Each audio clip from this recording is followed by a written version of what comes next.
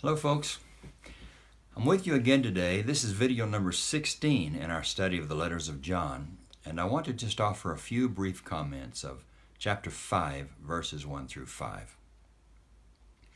Now, the first three verses of chapter 5 continue the theme of love from chapter 4, don't they? John has a lengthy discussion of love in this letter. But in this case, the object of love shifts from others to God.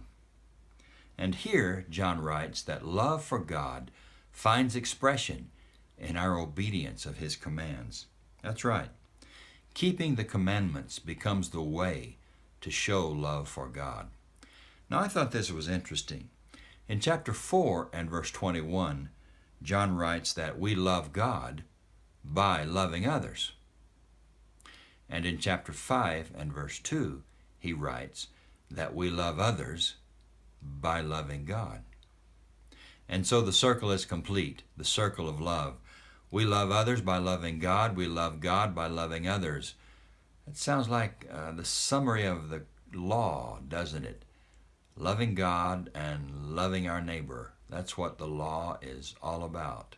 And that's what following Jesus is all about. But in this case, John wants us to know beyond a shadow of a doubt that we express our love for God when we obey His commands. Yes, verse 3 shows there is a connection between love for God and obedience. And you might think about all of those passages in the Gospel of John where the author talks about the importance of obeying Jesus. I'm thinking of John chapter 14 and verse 15, and John 15 and verse 10, and other verses in chapter 14 in the Gospel of John. What John tells us in verse 3 is that God's commands are not burdensome. I like that thought, don't you? His commands are not a heavy load for us to carry. And you might think about Matthew chapter 11, verse 30, where Jesus says, "My yoke is easy, and my burden is light." And you might contrast that with what he wrote, or what he said in Matthew 23 and verse 4, when he's talking about the religion of the Pharisees, the religious leaders of his day. He said those Pharisees, those religious leaders, tie up heavy burdens upon people, burdens that are hard to bear, and they themselves will not lift a finger to carry those burdens. So we contrast the religion of Jesus Christ with the religion that is circumscribed by human regulations. Human regulations in religion make religion burdensome and hard to bear, hard to carry out. But the religion of Jesus is easy.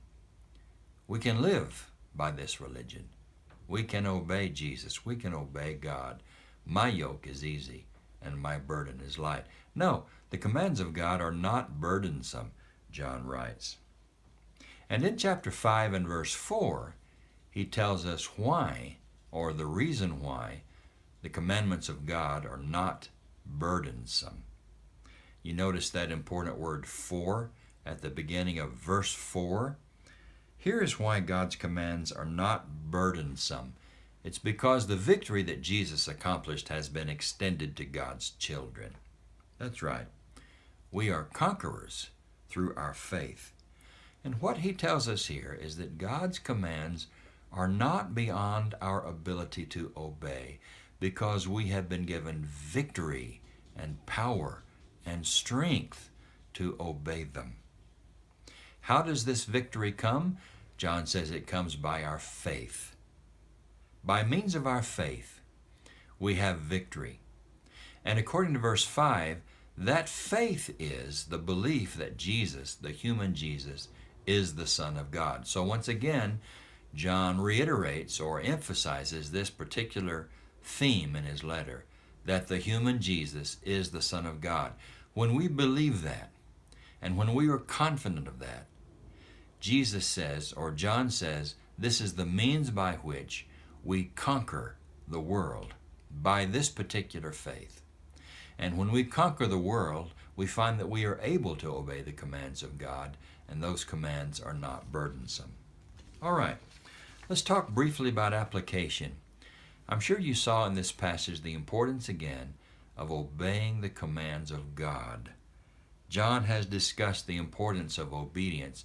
In fact, he's given us 3 criteria in these letters for being right with God. If we would be right with God, we need to believe that Jesus is the Son of God.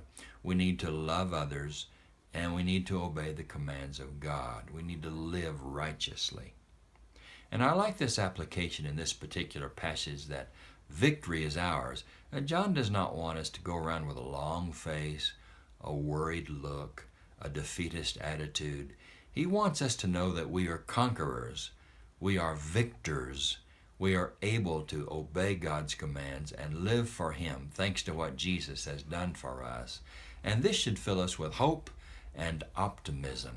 We are more than conquerors through Him who loved us.